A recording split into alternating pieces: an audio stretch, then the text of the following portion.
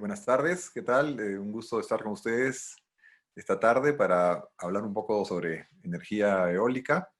Mi nombre es Franco Canciani, voy a compartir mi pantalla para poder ver la exposición.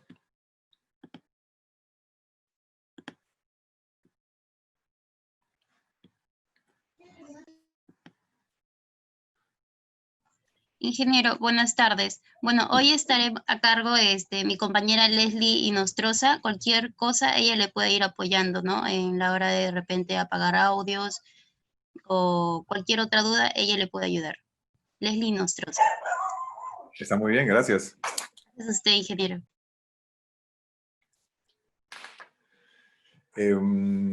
Bueno, por favor, si tienen cualquier consulta, cualquier duda en lo que vayamos explicando, no duden en levantar la mano o hacer alguna pregunta, porque la idea es que ustedes aprovechen al máximo este espacio y puedan aclarar cualquier duda y no se vayan a ir habiendo terminado la exposición con alguna duda al respecto. Tengo entendido que tenemos una audiencia principalmente compuesta por ingenieros de diferentes ramas y algunos también no ingenieros, entonces no vamos a meternos en grandes profundidades tampoco, porque tampoco da el tiempo para hacer cálculos, pero sí lo importante es entender la energía eólica desde su marco conceptual, su análisis de recursos, por supuesto, y el funcionamiento de las máquinas que nos sirven para aprovechar este interesante recurso. Y naturalmente gracias a Geociencias por la convocatoria y por invitarme a hacer esta exposición, que lo hago con todo gusto. Bueno, un poco sobre quienes habla. Como ya les dije, mi nombre es Franco Canciani, soy ingeniero mecánico. Trabajo en Guaire Energía, que es una empresa relativamente pequeña que provee soluciones de energía renovable, solares y eólicas, híbridas también, para electrificación rural y para bombeo de agua y otras formas de aprovechar la energía solar y eólica. Hay algunas vistas de turbinas, paneles solares, que son nuestro día a día. ¿Qué hacemos en la empresa? Bueno, trabajamos en lo que es electrificación rural, aprovechando el sol, el viento, para llevar energía eléctrica a lugares apartados, lugares que de otra manera o nunca llegaría la energía eléctrica o sería excesivamente costoso hacerlo.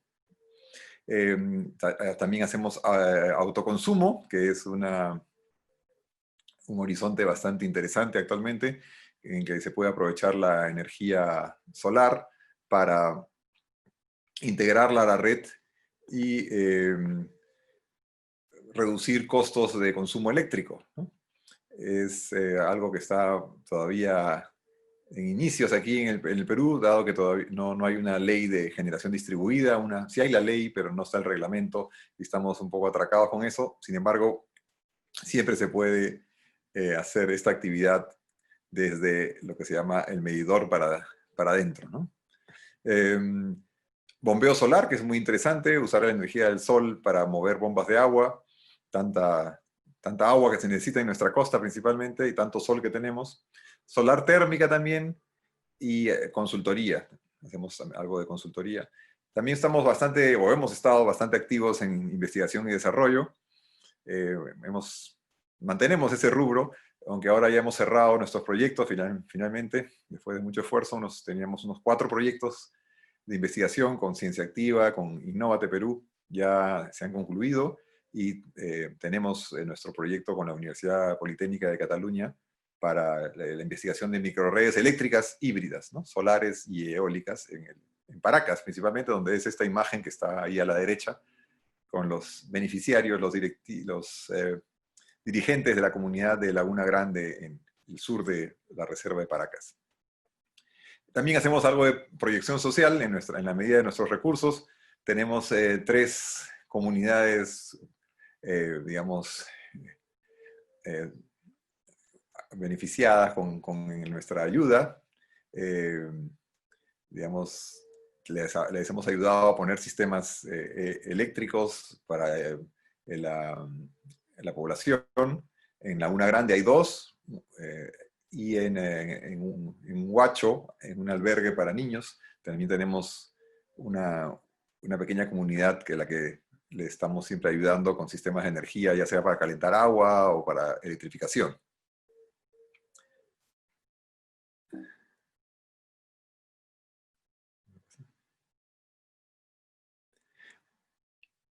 Bueno, como les contaba, bueno, soy ingeniero mecánico en la Universidad Católica, tengo una maestría en energía renovable en UDIMA, España, y estoy un poco a mitad camino de un doctorado en la Universidad Politécnica de Cataluña con el tema específico de microredes rurales.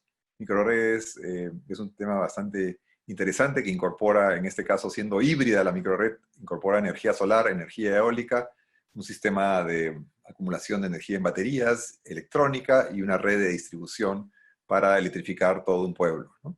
Entonces ahí la investigación que se está llevando a cabo es la medición de los parámetros de viento, de sol, temperaturas y en paralelo todo el comportamiento de la microred eléctrica, cómo están funcionando las baterías, cuánto están cargando las turbinas eólicas, los paneles solares, hay servicio, no hay servicio, todos esos parámetros se analizan para lograr hacer un modelamiento y como producto final tener una metodología optimizada para mejorar el servicio a las comunidades que les falta energía eléctrica.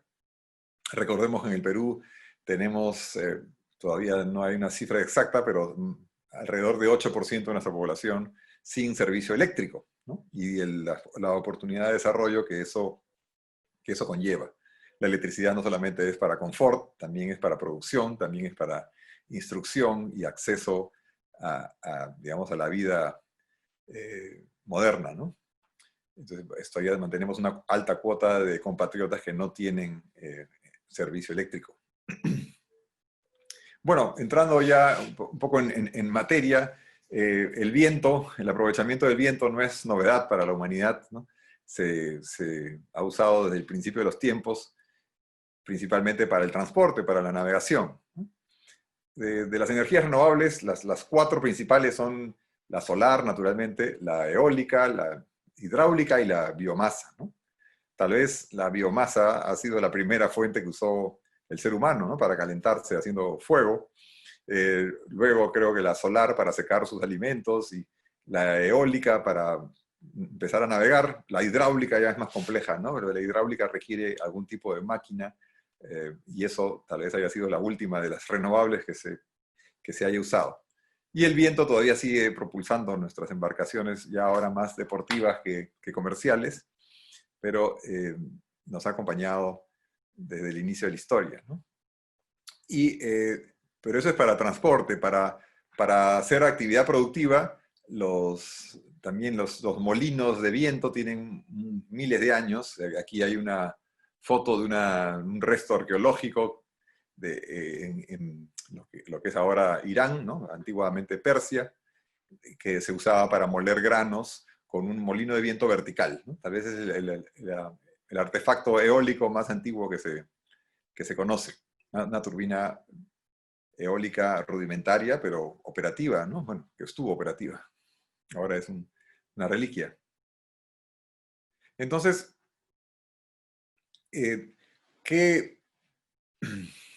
¿a qué le llamamos viento? Bueno, al aire en movimiento, ¿no? Pero la salvedad que hay que agregar es que es el aire atmosférico, el aire libre de la atmósfera que se mueve, ¿no? Porque también el aire que pasa por un ducto de aire acondicionado es aire en movimiento, pero a eso no le llamamos viento porque está confinado, porque está restringido dentro de una conducción.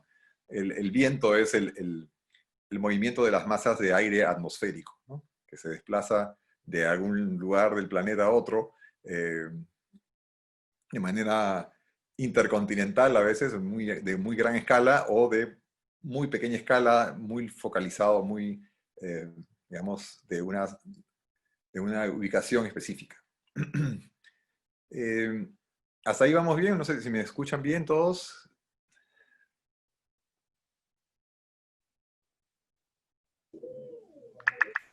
¿Sí?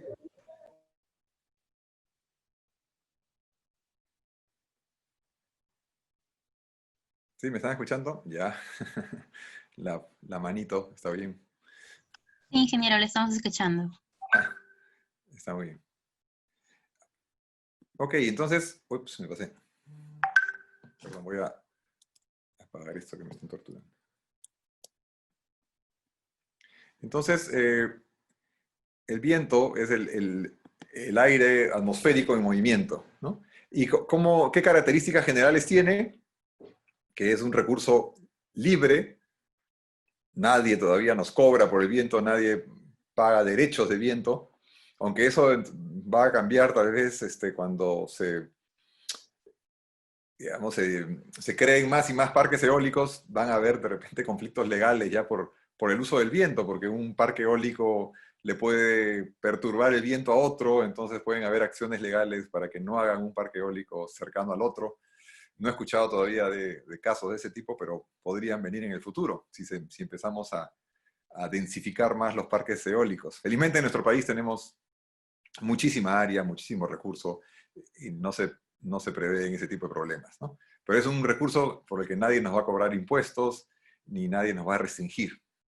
Es un recurso inagotable, también porque puede de hecho preocuparnos el cambio climático y qué va a pasar con el viento en una zona, el viento de repente por efectos del cambio climático o las oscilaciones climatológicas digamos, de periodo no anual, sino ya de décadas. Puede ser una zona que está con una tendencia a bajar el viento o a subir.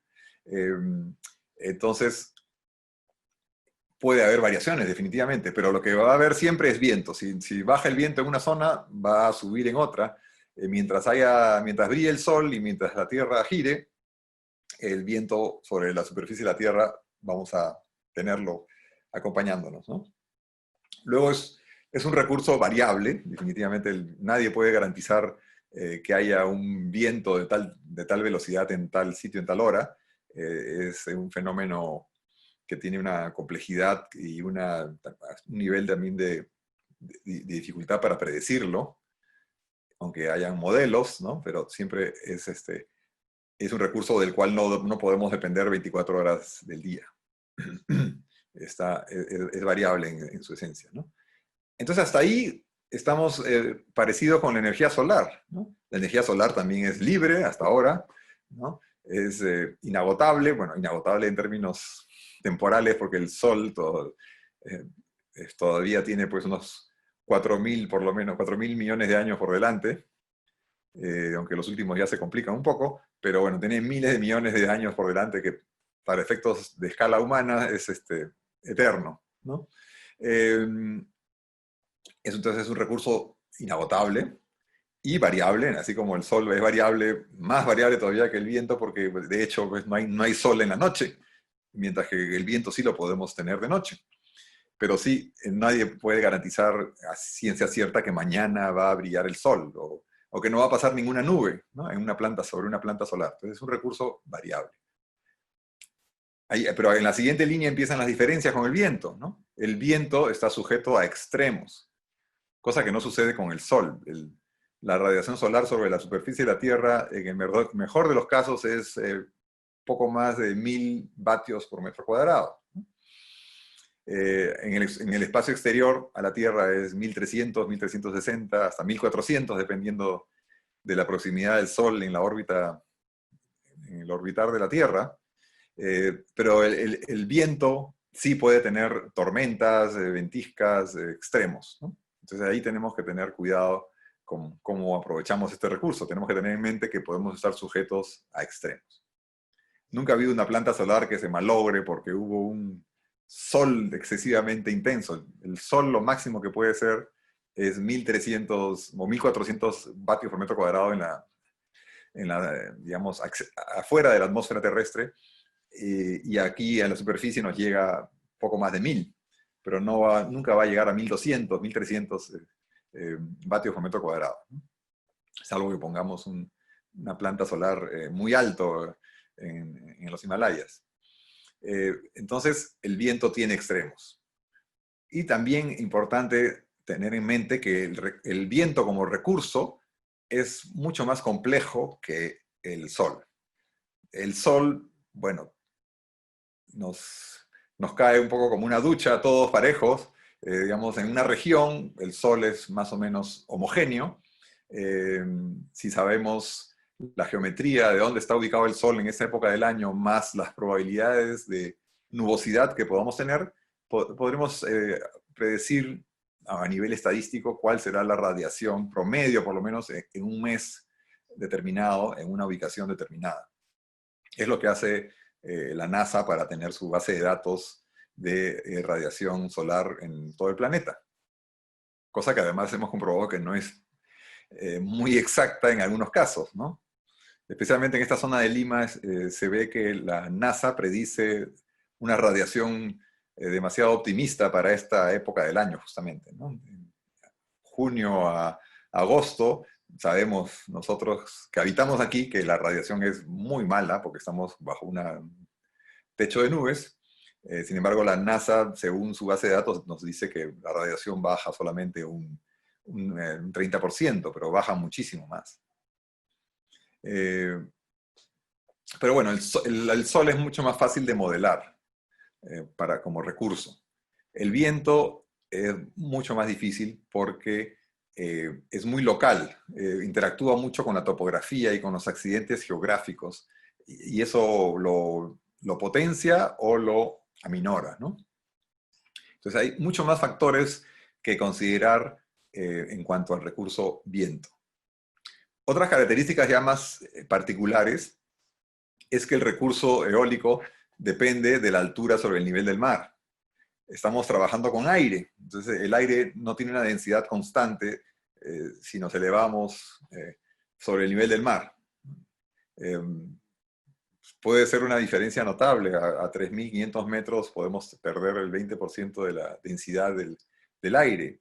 Entonces, eso afecta directamente el recurso. Si tenemos menos moléculas de aire por metro cúbico, tendremos menos masa, menos recurso, menos impulso.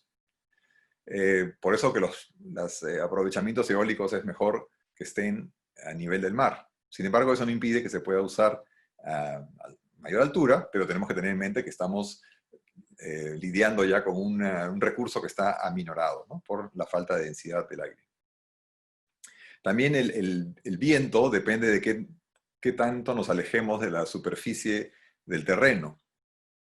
El viento tiene un comportamiento viscoso con la superficie. Al ras de la superficie estará más frenado. A medida que nos elevamos, tendremos mayor velocidad de viento. Y eso depende del tipo de terreno. Si es un terreno liso, una pampa, un desierto liso, o si es un cultivo con árboles de 3 metros de altura, tendremos un comportamiento de perfil de vientos con la altura diferentes. Si estamos en el mar o si estamos en una ciudad, el viento tendrá otro perfil de cortante, digamos, de aumento de velocidad con la altura. Y eso es importante para determinar a qué altura instalamos nuestros equipos para aprovechar el viento, ¿no? Otro factor que también dificulta o obliga a analizar con más cuidado el recurso es la existencia de turbulencia, o lo que se puede llamar microvariaciones de la velocidad del viento. Podemos medir la velocidad del viento en diferentes escalas de tiempo. Podemos hacer un promedio cada 10 minutos, que es lo típico, o podemos hacer un promedio cada minuto, o podemos medir el viento cada segundo y ver qué dispersión tiene del promedio. Si es un viento muy parejo, bueno, estará tranquilo y no habrá muchas variaciones. Pero si es un lugar complejo, turbulento, con mucha interacción de las montañas, la topografía, con el fluir del aire, tendremos pues que la velocidad experimenta muchos accidentes, se calma, después viene de golpe y así, ¿no? Y eso definitivamente es negativo para el aprovechamiento eólico. No queremos que el viento sea pues, turbulento, que sea agitado, que esté digamos, como en remolinos. Queremos un viento parejo, idealmente, ¿no? Pero siempre va a haber variación. En el lugar más perfecto siempre va a haber las ráfagas, donde el viento entra con más fuerza y después se puede calmar un poco y después viene de nuevo. Pero hay turbulencias y turbulencias, ¿no? No queremos poner turbinas eólicas en lugares muy turbulentos porque eso produce vibraciones y puede aumentar nuestros costos de mantenimiento o causar algún accidente. Y el viento también, como ya se ha mencionado, interactúa intensamente con la topografía, cosa que no sucede con el sol. El sol, bueno, el sol nos cae, como digo, desde arriba, nubes de por medio, si no hay nubes, nos viene el sol como una ducha de radiación. No tiene interacción con la topografía, salvo el efecto de las sombras de alguna montaña, puede ser. Pero el viento no, el viento tiene una interacción muy fuerte, muy compleja con la topografía. Y también acordarnos que el viento tiene la libertad de moverse en 3 dimensiones. A veces pensamos en nuestra modalidad de transporte, que es básicamente en 2 dimensiones. Nosotros nos desplazamos, salvo ascensores o escaleras, nos desplazamos en el plano. Pensamos que el viento también hace lo mismo, que el viento que está soplando por un lado va a llegar al otro lado, ¿no? El viento también se puede ir para arriba, o a veces se puede ir para abajo en algunos acantilados. Entonces tiene la libertad de moverse en 3 dimensiones. Entonces, eso para darles la figura de que es un recurso que es bastante más complejo de modelar y de predecir que el Sol, ¿no? Y una nota última para recordar que al viento se le da el nombre de dónde viene, ¿no? No a dónde va, ¿no? En la costa peruana predominantemente tenemos el viento sur, porque viene del sur. No se llama viento norte porque va para el norte, sino que se le llama de dónde viene. Porque lo más importante es de dónde viene el viento, no a dónde va. Porque a dónde va ya no nos interesa mucho, pero de dónde viene sí nos trae el aire húmedo, el aire contaminado, o el aire con polen, o con cierta humedad que nos da lluvias, etc. Entonces es importante de dónde viene.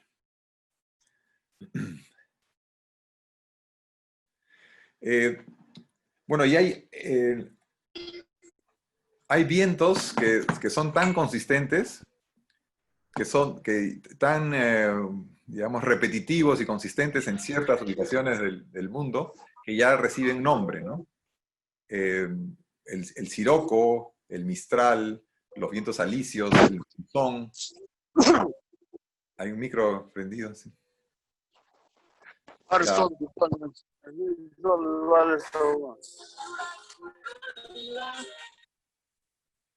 Es para conectar paneles. ¿Podemos apagar este micro, por favor? Pero ya Hay para... interferencia. Buenas tardes, ingeniero. Sí, estoy en ese transcurso de apagar el micro. Sí, disculpe. Entonces, tenemos lugares que ya tienen nombre propio, el viento que sopla ahí, ¿no? El Fremantle Doctor se le llama así en Australia porque viene cuando la temperatura de ambiente supera los 36 grados, ¿no? Como si fuera la fiebre, por eso le han puesto el Fremantle Doctor, porque cuando en Fremantle la temperatura pasa a los 36 grados, sopla este viento tan fuerte. El pampero de la pampa argentina, y así hay otros más, ¿no? En el Perú tenemos la paraca.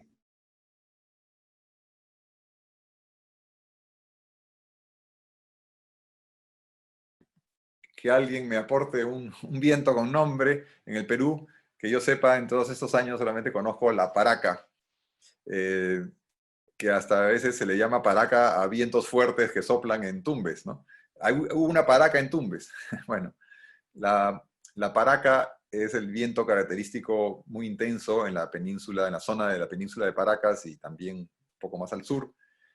Es un viento fuerte, pero no es, pues, extremo. Se considera Paracas por encima de de 15 metros por segundo, o sea, unos 30 nudos, y lo que es famosa es por la polvareda que levanta, ¿no? Es más, a veces más ruido, más tierra que viento. De hecho es fuerte, pero hay lugares en el Perú que hay más velocidad de viento que en Paracas. Yo lo máximo que he medido en el Perú es 23 metros por segundo en Puerto Caballa, en la zona de Nazca, hacia la playa.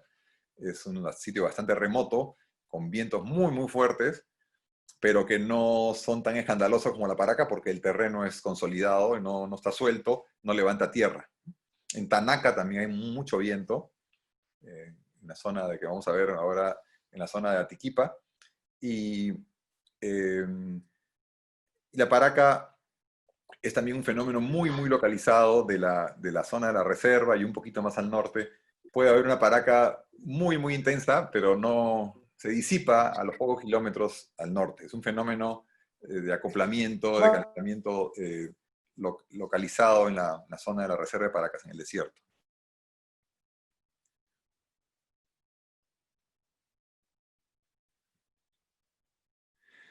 Entonces, ¿cuáles son los orígenes del viento? ¿Por qué se genera viento?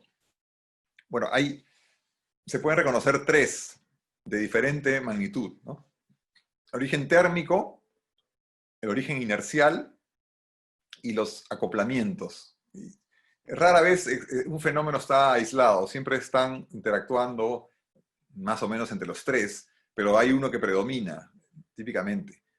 Y esos son los tres fenómenos que originan el desplazamiento de masas de aire sobre la superficie de la Tierra, ¿no?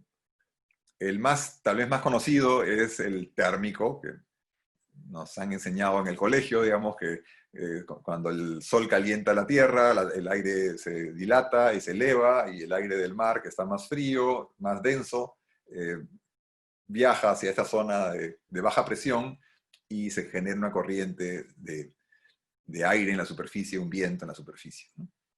Y en la noche puede darse el caso inverso, porque la Tierra se enfría más rápido que el mar, porque el agua tiene más inercia térmica que la Tierra, y se produce un viento inverso que se le llama terral, ¿no? Generalmente.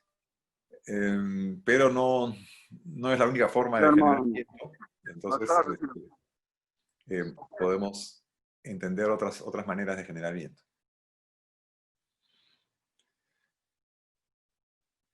Aquí vemos la típica gráfica que explica el origen del viento térmico, ¿no? Que acabo de mencionar.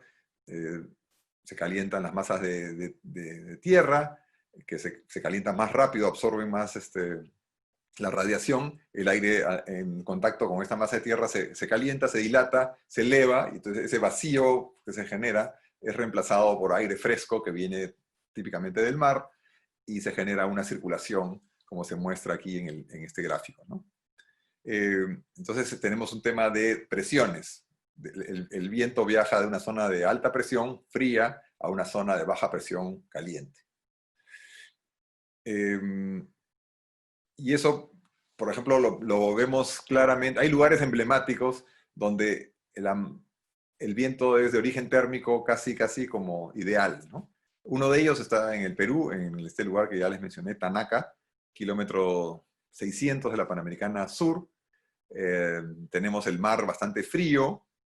La costa también influye, que la costa esté más transversal, ¿no? La costa peruana generalmente tiene 30 grados hacia el oeste, ¿no? Si uno viaja al norte, la costa va metiéndose en el mar más o menos 30 grados. En esta zona del norte de Arequipa, la costa está más orientada este-oeste, lo cual hace que el viento sur tenga una diferencia digamos, de territorio entre mar y tierra más brusca, ¿no? Y tenemos este campo de dunas, que naturalmente está generado por el propio viento y que lo exacerba. Este campo de dunas que está aquí está ocasionado por el acarreo eólico de esta playa, y se calienta muchísimo en las horas de la mañana, y el mar es bastante frío, entonces tenemos la celda típica de convección, ¿no? De que el aire se eleva y el aire frío del mar viene.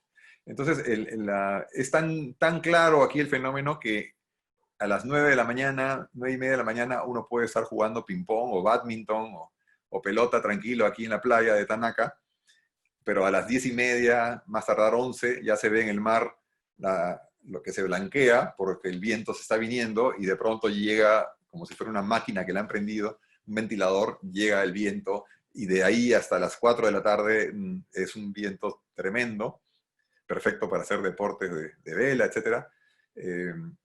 Y a las 4 y media ya la diferencia de temperatura se nivela y se apaga la máquina térmica y otra vez podemos sacar nuestra red de vóley o de ping-pong a jugar en la playa, porque ya no hay viento. Así de simple. No hay viento de noche, jamás. Pero también aquí tenemos la influencia de este cerro gigantesco que se llama el Cusihuamán, que tiene 1.300 metros de altura y está a escasos 4 kilómetros del mar, ¿no? Es un promontorio muy, muy notable y eso tiene que ver también con el viento. Tanto es así que en esta esquina de aquí, donde está justamente el balneario, en esta esquinita, hay mucho más viento que en el resto de la playa. Hay viento en todo, ¿no? Pero aquí hay más, se acelera. ¿Se acelera por qué? Por lo que vamos a ver más adelante, lo que se llama acoplamiento. La interacción del viento con la topografía, que es tan compleja y tan interesante también, ¿no?